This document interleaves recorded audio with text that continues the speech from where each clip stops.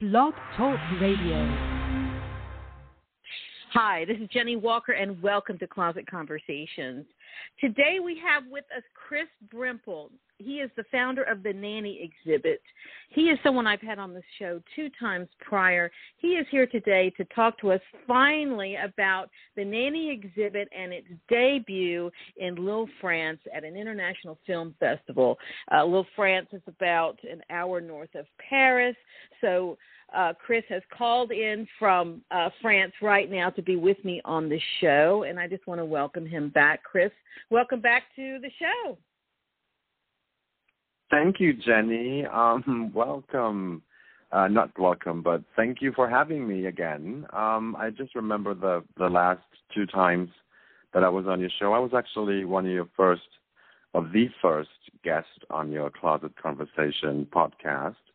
And I think that was like 3 years ago. And I talked about the Nanny Exhibit back then. And it was still an idea that I had in mind. And today I am here in France, celebrating the debut of the Nanny Exhibit, which is just around the corner from where I am now. I'm in my hotel room, and so it's happening while we talk, and it's just amazing. I can't really process or grasp the whole experience of the past 2 days, because it opened, we started setting it up on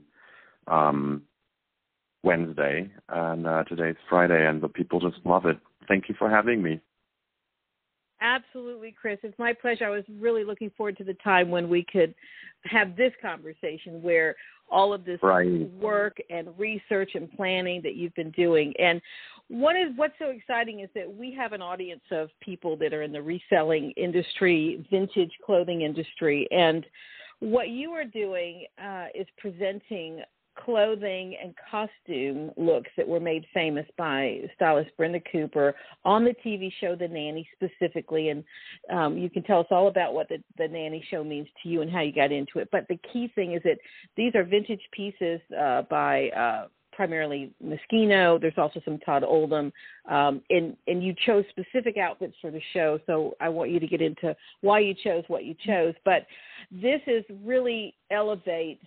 To me, it's one of the best things about vintage that's out there. Is a way to elevate pieces that have been around in a way that really, presents them in their best light and puts them in a context. And everything about the Nanny, the 90s is hot. Fran Drescher is back. Everything is back from the 90s. And you have really been working on this sort of before, you were working on this 3 and 4 years ago before people even got into the wave that's here now. So you were very early in seeing where all this was headed and coming up with this event. You've got sponsors now. I mean, you've really taken this nugget of an idea and you brought it to the forefront at this film festival. So I want to hear all about how this happened and how you expanded and some of the challenges you've had to really get you to this point where you are today.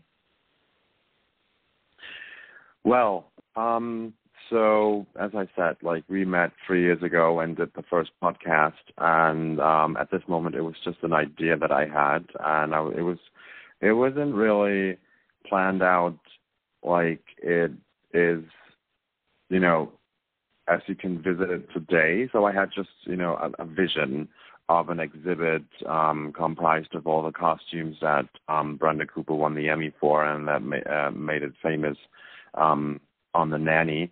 And so at this point, 3 years ago, I had collected already a couple of costumes. And after the call, after the Instagram live that we did, where I asked people if they have certain costumes or parts of some certain costumes that I have only, I only had the blazer of one outfit.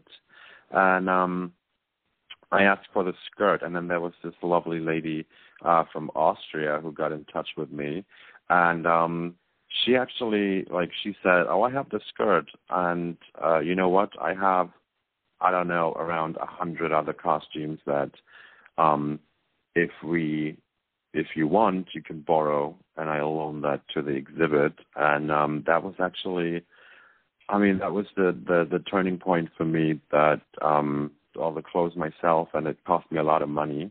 So I started to look out for people who can actually loan some costumes, as museums always do. You know, they don't buy the exhibits; they just, you know, get it from people and have it, I don't know, for the time being, and then give it back to them.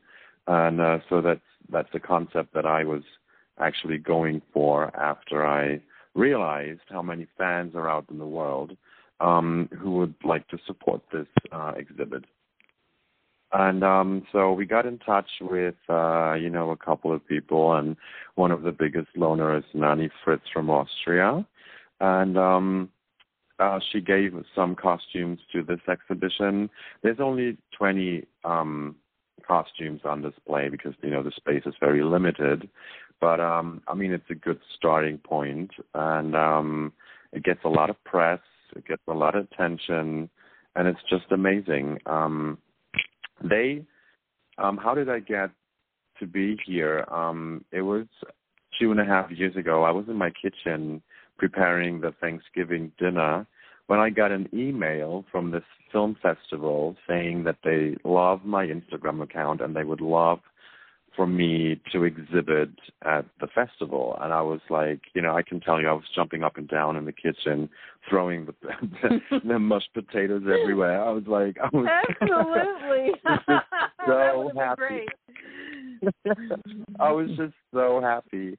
And so that evening, you know, I Googled and I was like, okay, what's that film festival? And I found out that was actually the biggest international film festival in Europe, you know, concentrating on series and how they are made. And they have international guests outside of COVID.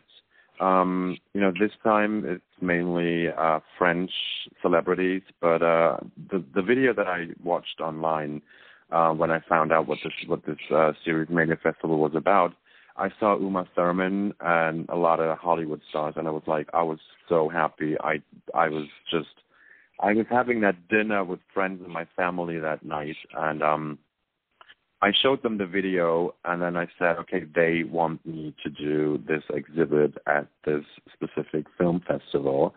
And everyone was just freaking out. They were all jumping around and, like, you know, just throwing the food. That was just an amazing moment.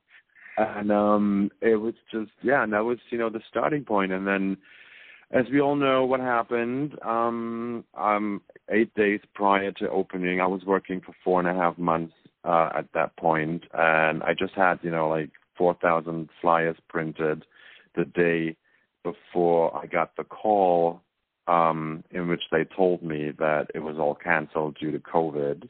But let me tell you this, everything happened for a reason, and I'm pretty happy that it got canceled 2 years ago because it is better, bigger, and it wouldn't have been as much fun, and it wouldn't have gotten as much attention as it is getting now. So it's just amazing. So because I had 2 years in, so I had those 2 years to, you know, actually gather a lot more people, and you know, I had Fran joined my team, and Peter and Brenda, of course, and so I had more time to explain to the people what it's actually about, and it is just better and bigger, and they gave me more space, they gave me more mannequins, so we have more costumes on display. Everything just turned out to be exactly what it's supposed to be, and it would never have happened 2 years ago. It was meant to be. Yeah, it was just meant to be, not to be, if you will. Right. Absolutely. Well, yeah, that's one of those unanswered prayers kind of things, you know. It's, you never know. And I mean, it's great because for people who are listening, we'll just go ahead and insert here where on your Instagram, which is, what is the Instagram handle?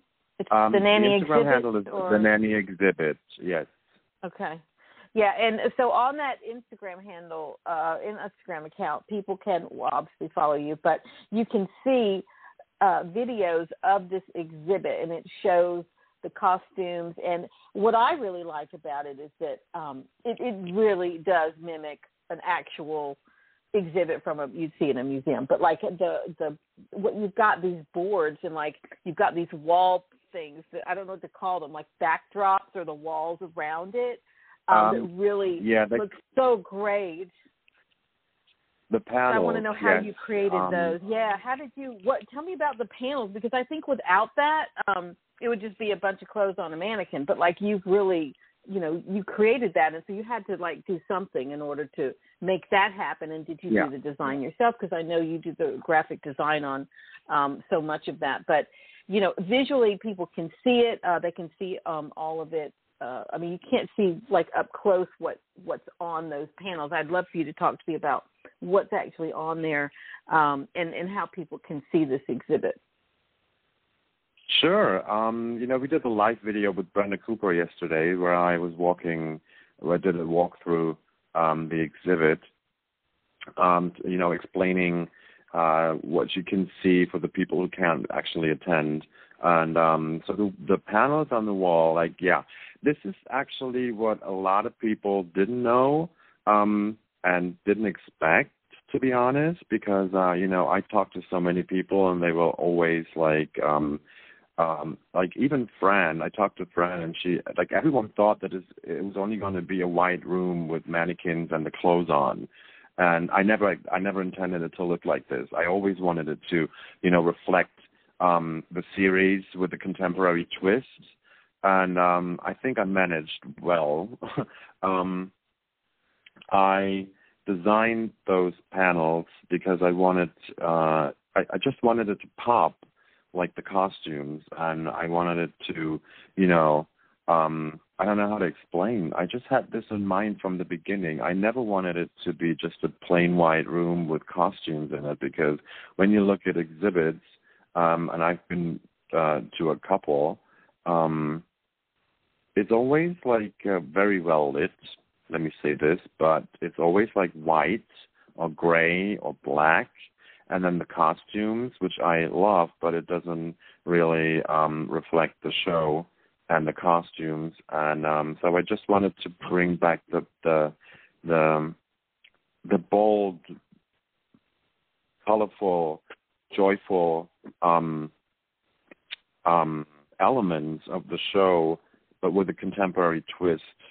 So bring it to 2022, but still, resemble the Nanny and back in the 90s. I hope that makes sense. I don't know. Well, it actually, what it reflects is almost like you created a stage. You created a setting, for which to put all of those instead of this. There's a lot of museums, it's very sterile, and then it's all about just the outfit, right?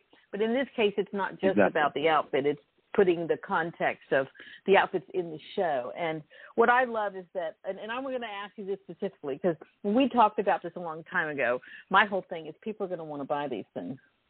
And I don't know if that's the case, if you've heard anything like, where do I buy this amazing piece? But you've got 20 outfits up there, costumes, and people are going to want to buy them. And when people are looking for vintage Moschino, people like myself who have, my collection's so big now. I have 1,500 pieces, and probably we've come to discover it's the largest collection that's for sale or rent, because I signed with a rental house, Brooklyn Bowery, about a month or two ago, in the country, in the United States. And so, and so people who want to buy these things. Now, your pieces aren't for sale. They're on loan or you own them yourself. But if people want to buy these things, this stuff is hot and it's expensive. I mean, the pieces that once something gets in an exhibit, the value of it increases. But I was wondering if people have said anything yet about how can they buy something like that? Because I'm just curious, because if they want to buy it, if you go on Instagram and hashtag vintage Moschino, so much will come up around the world for people who are selling really cool pieces by the brand. Well, I had people come to me and tell me I would love to steal everything that I see on display here, but I can't because there's security in the house. I want to steal it. That is my collection. Are you kidding? If it goes missing, you'll know where to come to Pasadena, California to find it all. Exactly, yeah. No, people actually, they asked me, like, where I got those pieces and when did I buy them and are they for sale? And, well, a couple of people asked me if they were actually for sale after, but I had to disappoint them. I was like, no, this is going to be, an exhibit that's going around the world if we're lucky. So I don't think so. I might sell some of the pieces after the exhibit ends, but I don't know. I'm not sure if I really want to, but but you know what happened today? Someone tagged me in a story that they made for Instagram while standing next to the polka dot fruit dress by Moschino, wearing the polka dot fruit dress by Moschino, and I was like, oh my God, that is just so amazing. And I was just going over to the exhibit because I had someone come and give me some tickets for the opening ceremony tonight, and she was still there in that dress, and I was like, this is just amazing. I just posted it on my Instagram, and she was so happy to actually meet me, and we were talking about it, and then she left and came back and had a different outfit on. She brought 5 outfits that she owned from this exhibit to resemble, to just, stand next to the costumes. And it's just amazing. They're from Paris, and they just, they just came here for the exhibit. And she was just, standing in this room with all the costumes, and she was just in awe. She was just like, this is what I've been waiting for my whole life. Thank you so much for doing it. Oh, I've had love that. Many people say that to me. I have many people tell me that, like I have been waiting my entire life, and I feel like a child again because I watched it as a child, and I mean the reaction of the people is just so amazing. I actually have goosebumps right now. It's like it's just something that I would have never expected. You know what? I mean, you love the show. Obviously, people can hear all about that in previous episodes, but you love the show. You had your reasons, and I think it resonates with people. I mean, I love the show because I'm of a certain age. We won't say what it is, but I grew up with that show when I was young when it came out, right? And was a young adult, and I loved that show. I just thought she was awesome, and I loved the clothing, and she was so different. Like, I remember thinking, this is so different. I don't know how it got on TV. I mean, it really went against the kinds of things they were feeding us, so to speak, as consumers of TV programming. But somehow it got out there. And I used to actually dress that way and didn't know it. I didn't know what I was doing. Like, I used to wear fitted vests and ruffly blouses and fitted pants and all this stuff way, way back when that was going on. And I've got plenty of pictures of me dressed that way. And I was asking myself, I wonder if on some level it was watching that show that influenced the way I dressed. And and I went to a live taping of The Nanny. I went to a live taping of The Nanny with a friend of mine named Heidi, way, way back in the day. I know you told me.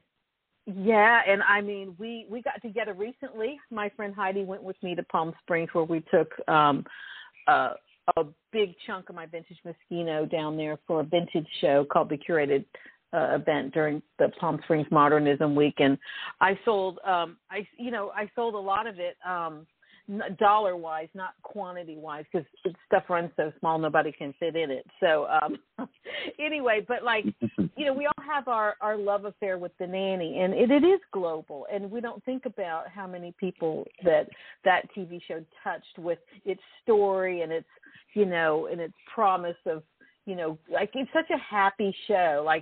There's everything about that character, Fran Fine, is very optimistic. It's very positive in this wonderful way. And so you leave every episode like on a high note. And plus the fashion is just to die for. But I love the fact that you've got these international fans that have come out to celebrate, because this is really what you've done is really kind of bleeding edge kind of thing, because a lot of these exhibits that happen around the world, like you wonder to yourself always like, well, how did that decision get made? Because it's always like some big institution or some big museum that, plans, 5 years in advance for things, and somebody somewhere somehow makes a decision, to do these things. And the Mint Museum is somebody who did an exhibit of Moschino. I didn't know it was happening when it came out, but it was the first one in the U.S. I guess it was pre-COVID. And, they were talking about their story of how it kind of came to be. Basically, one of their donors had a collection, and someone kind of presented it to them. So it's kind of interesting how this stuff happens. But you've really tapped into something that's so hot right now, because the 90s are back, Fran Drescher's back, and you're right there, and you've been quietly working on it all this time, and to see it, pay off, and to see the excitement is so exciting. Now, you did say there's a possibility of taking it around the world. So can you tell me more about that? I mean, do you have sponsors involved, or how does that happen if it's going to happen? Well, yeah, I mean, everything that you just said is correct. And, I mean, I don't know that's what I said before. Like, I can't really grasp the fact that, it's happening right now. And so it actually, they actually invited me to this festival in France because, the Nanny has it's a big thing here. It never went off the air since 95. So they, it's continuing on TV. Like it is just like they show it every day since 1995. They show it every day, and everybody loves the Nanny in France, as they do around the world. And it's just it was an idea, and I just it was a lot of work, and it was a lot of steps I had to take, and I was actually like with some people, I don't know, it's like it just didn't happen the way I expected it. I mean, in the beginning, when I came up with the idea, I thought, okay, maybe a year, 1.5, and it's happening. Like, no, these things take time. This is what I realized, and this is what I learned. We wanted, so it was actually supposed to open in New York, coinciding with Fashion Week, because that's when the city is full of fashionistas and fashion lovers and vintage lovers, and everybody gathers in this beautiful city to take part in the Fashion Week events and fashion shows, and then COVID hit, and then it never happened, and but I had a Zoom call with Fran back in May last year.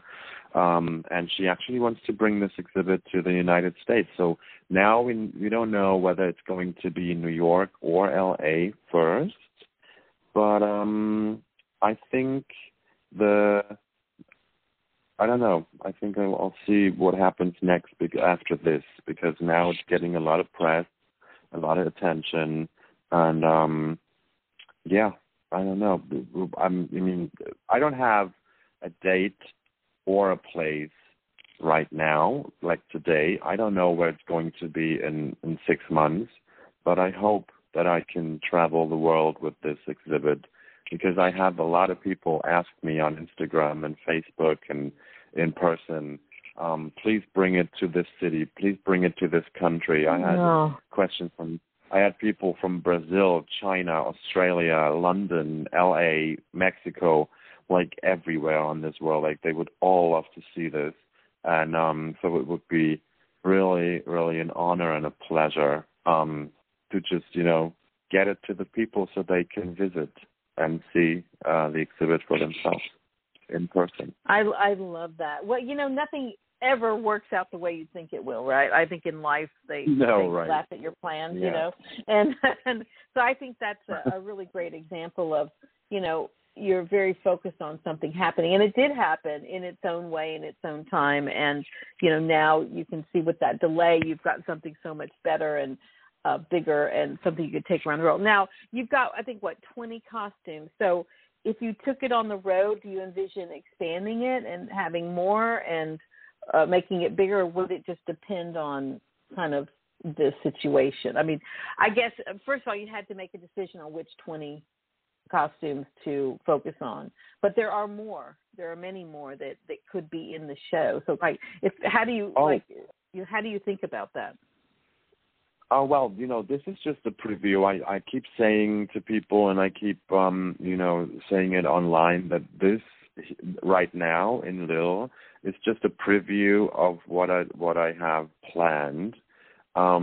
Because we have, with all the loaners and all the people that contributed so far, and, giving the costumes that I have in my personal collection, is round about 350 plus. So I don't want to put every outfit on display, because not all of them are really worth, putting on display. But I think once it's going to a different city and be a little bigger, so I have a number, 150 costumes in mind to put on display, and that would be enough. You don't need to see all the 300. If it's between 80 and 150, I think that's great, because those 20 outfits, they fill up a room of, I don't know how big it is. I only know it in square meters, but so it's 100 square meters, and it's a pretty huge room, and they fill up the room already, and it's only 20 outfits. So imagine 80 to 150 outfits. You're gonna need a bigger venue. You need a lot more walls and a lot more designs. Right. So yeah, I don't know when it's gonna happen, but I want to make it happen, and I believe that I can, because I came so far in such a short period of time that I think everything is possible. Well, I have an idea for you. So the obvious, it's very obvious, but only because people react to my collection in a similar way. But mine, I'm not focused on the Nanny per se. I just have the vintage Moschino, but there should be a permanent exhibit. And that's the obvious thing, because people come into my store and they're like, you should charge admission. I'm like, I know.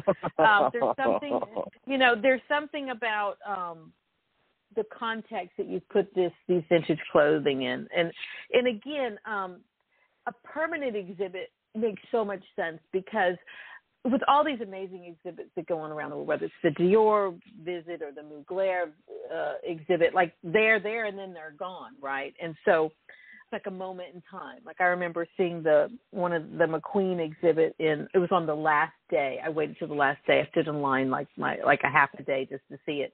And it was worth it. But you go and you see it's so amazing, and then it must leave, right? And you're like, oh man. Mm-hmm. But a permanent exhibit would be amazing, obviously, for what you have, and then people could enjoy it on an ongoing basis, particularly with everything that's going on with the Nanny. They are always talking about a reboot. They're always think there's a Broadway show being worked on. There's all kinds of things in the works related around that. So it's ultimately, I'm not going to say it's timeless, but, it is something that seems to have a timeless quality to it, and something like that would be amazing. Now, 150 outfits, that's a lot.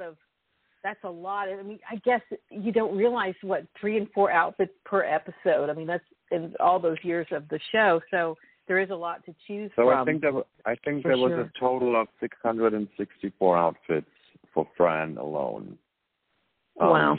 On that show over the 6 years of its run. So, and I'd be up for a permanent exhibit, with the musical and everything coming up on Broadway and the reboot, and I think it would just be an amazing addition to the musical, and I don't know what else they have in mind or planning. just, coinciding with everything that's happening. I mean, having this exhibit in New York or LA or somewhere else in the world, I don't know, but I think New York makes the most sense. Sure. Yeah, I mean, I'd be up for it. Absolutely. Well, that's great. Well, that's so terrific. Well, you've really created something that has got people talking, and I just love that. And I'm just so proud of you because we've been talking about this a long time, and I know these things take a while to kind of unfold and to work themselves out, and it's all about divine timing, right? So that's my opinion. Yeah. So it happened when it was supposed to happen. And now what people may not know if they haven't heard other episodes is that you're from Germany. So, you're this wonderful young man who's had this passion for the nanny for just a lifetime, and to see this kind of come to fruition. And what I love about it is that to kind of simplify it for people, like how one person can make a difference and how one person can create something extraordinary, is that you're just, and I say just in the nicest way, you're just a young man who loved the show, who had a passion for something, and then took it to the next level, right? It had this vision, right? So if you can do this, other people can, who have a kernel of an idea that they want to work toward, can do something like this, and what's so interesting when you learn. Yeah, absolutely. Are you kidding? And now you're in a circle of brand new people, and I just love the potential of this. I just love the thought of it going all over the world. Like, you'll be like, Jennie, I'm in Mexico now, or Jennie, I'm in Guatemala, or Jennie, I'm in Paris, whatever. I'm in New York. I'm going to do another interview. I think it's terrific. Wouldn't that be amazing? Terrific. I would just love that. Well, we'll just put it out there right now. We'll just, by saying it is the first thing. So, I mean, I think it's inevitable. Exactly. I mean, you've created something that needs to be seen by more people and needs to be seen again. You've got the support of Fred Drescher and Brenda Cooper and people on that side of it. So you really have all you need to make it happen. It's just a matter of it, the timing and it fitting in. Now, when there's that New York, when it comes to New York, I will be there in my old stomping grounds. I miss New York, but I know obviously if it's in LA, I'll be stalking you there because that's right where I am. But other areas of the world, I think everything's a potential for something like that. And it's I think it'll be interesting for you to learn how to take it on the road, because I guess you had to transport everything now from where it was into this film festival. I'm just kind of curious about that side of things. What did it take to physically get all the things there and to do the build out? Well, I had, people asked me this question today, and I had to kind of disappoint them because I didn't build all this that you see there. I just designed the wall panels on my computer, sent it to an agency, and they had it printed and built by, this agency that is responsible for building those, stages and things for events. So I was working closely with that agency, La Lune Rousse, which is in Paris, and the staff of Series Mania. And so I created the designs on my computer. I sent them the files, and then they had it printed. So they paid for all of this. This is the best part of it. I mean, I didn't have to pay for anything regarding this exhibition, as you can see today. And we just came with the costumes, properly packed in suitcases and boxes and everything. So we transported them ourselves by train. And so I'm not going to be here until the end of the exhibit. I'm leaving on Sunday. But they will, I gave them instructions. I gave them lists. I gave them everything. And they are going to undress the mannequins, put everything properly in boxes and suitcases, and have a company deliver it to my home next week, the week after next week. And the best part is I didn't pay for anything. They did it, and I'm really appreciative of this. I'm so appreciative. And the best part is I asked them and I get to keep everything. They are giving it to me because otherwise they would just throw it in the trash, and I just want to, I don't want them to throw anything away, so they're giving it to me, which is great because I can just, take the walls and the panels and just, go to a museum or a gallery and just put it up again. Wherever I love that. That is amazing. I love it. You can set it up where you live.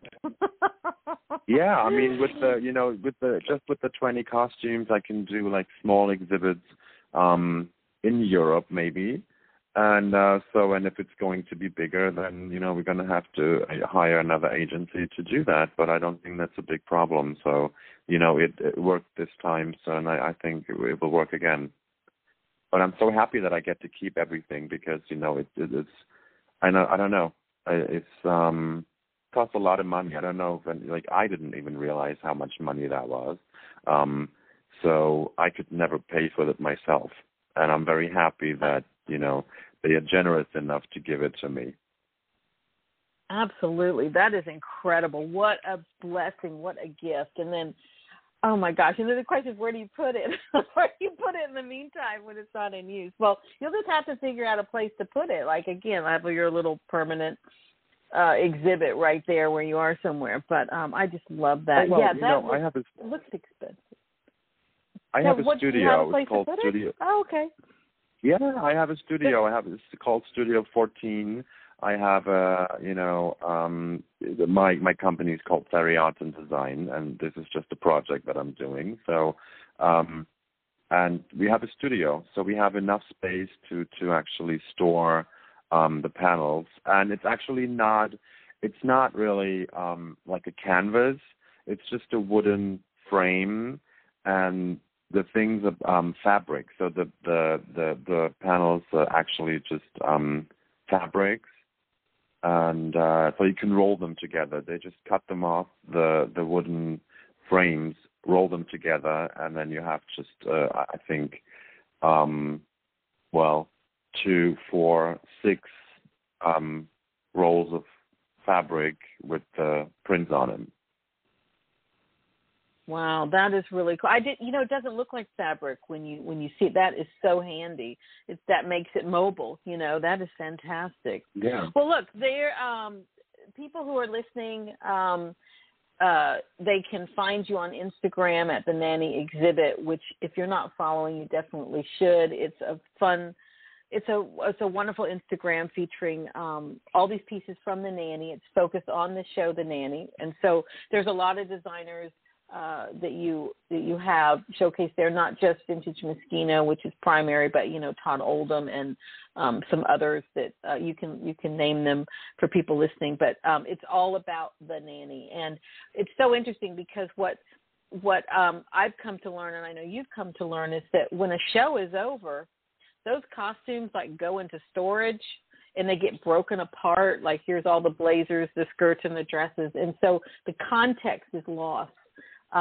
For all these TV shows where like for every show that was popular, something like this could be done. But they don't store the clothes that way, and so that's why this has been really interesting challenges to pull these pieces together from all over the world, because the original costumes are long gone.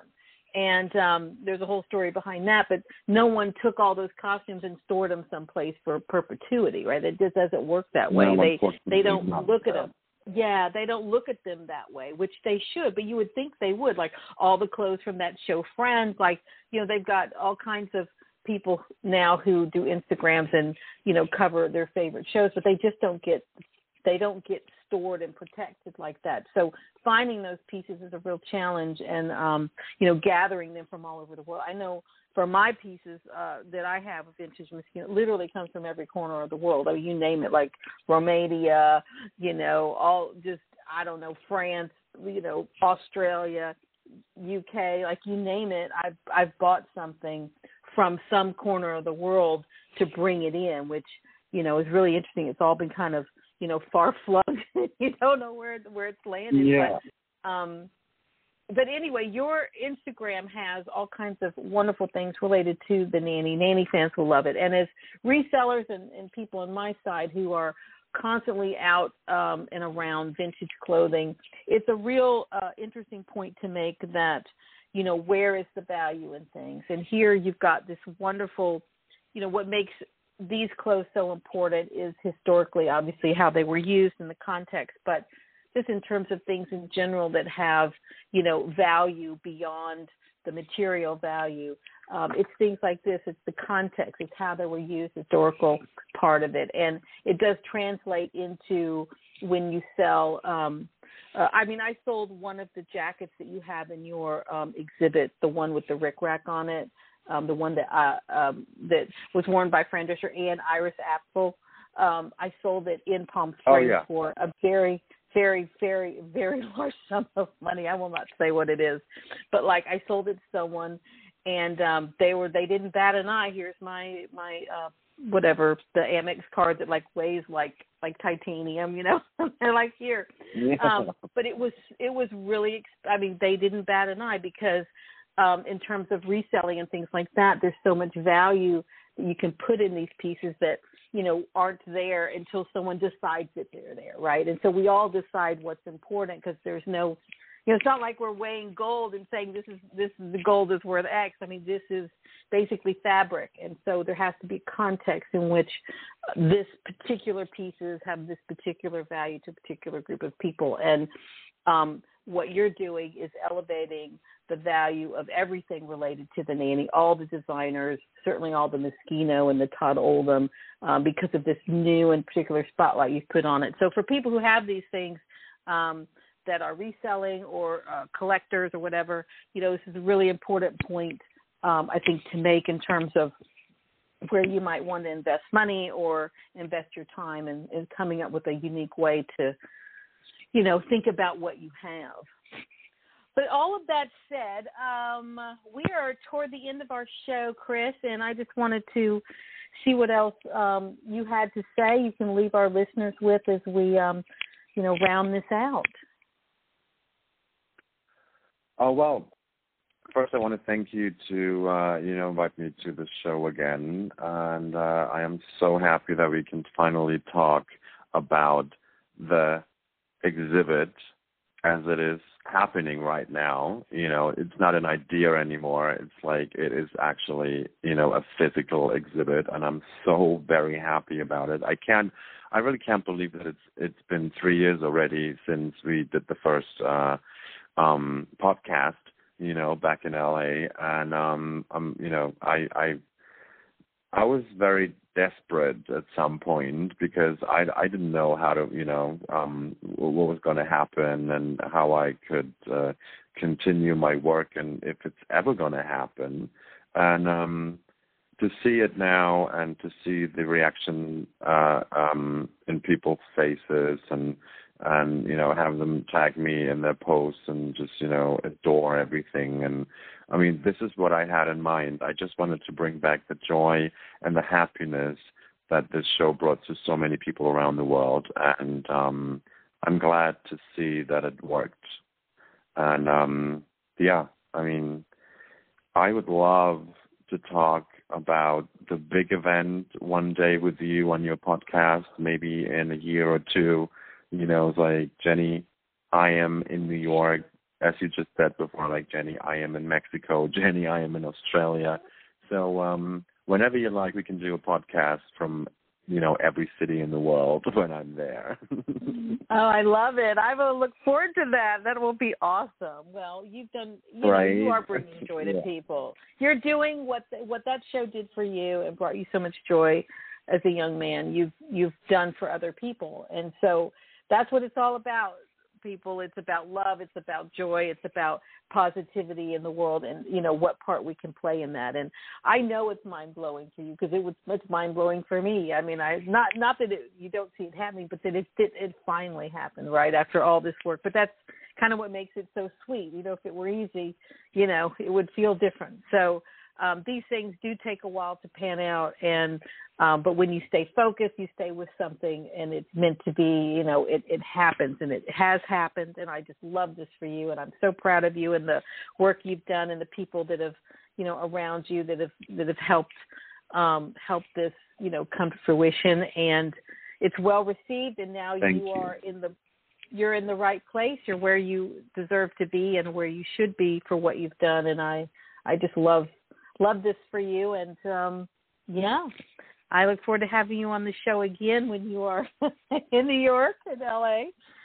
Australia, as we've said, Mexico, we'll get you on for all of those. Well, Chris, thank you so much for joining me today. I really appreciate your time. Again, if you want to follow Chris, he is the Nanny Exhibit on Instagram. Just follow him there. You can message him there. That is the best place to be in touch with him and to stay in touch with him as he takes his exhibit around the world, which we know will be happening. If you want to be in touch with me, you can check out my Instagram at JennieGirls Closet. You can follow me there if you want to be in touch. And that's it. Chris, thank you for being with me here today on Closet Conversations, and I look forward to having you with me on a future episode. Well, thank you for having me, Jenny, and we'll talk soon. Sounds good. Bye, Chris. Bye, Jenny. Bye-bye.